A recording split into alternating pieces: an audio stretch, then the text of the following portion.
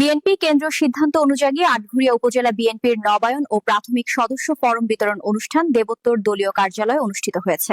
রবিবার 12 অক্টোবর আয়োজিত অনুষ্ঠান উদ্বোধক হিসেবে উপস্থিত ছিলেন পাবনা জেলা বিএনপির আহ্বায়ক ও পাবনা 4 আসনে বিএনপির মনোনীত ধানের শীষের প্রার্থী হাবিবুর রহমান হাবিব।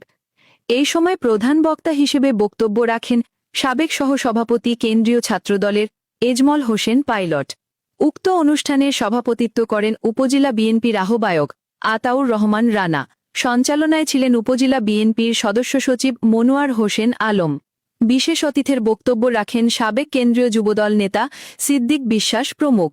এ সময় উপজেলা বিএনপির সিনিয়র যুগ্ম আহ্বায়ক আসিম উদ্দিন, যুগ্ম আহ্বায়ক শফি উদ্দিন, সাবেক সহসভাপতি রবিউল ইসলাম রবি, পৌর বিএনপির সভাপতি আজাহার আলী খান, সাবেক সভাপতি আমজাদ হোসেন, সাধারণ আটঘরিয়া উপজেলার সাবেক যুবদলের সাংগঠনিক সম্পাদক বিশিষ্ট ব্যবসায়ী এবং শিল্পপতি আলহজ নজরুল ইসলাম বাংলাদেশ জাতীয়তাবাদী দল বিএনপির সদস্য ফরম নবায়ন করেন।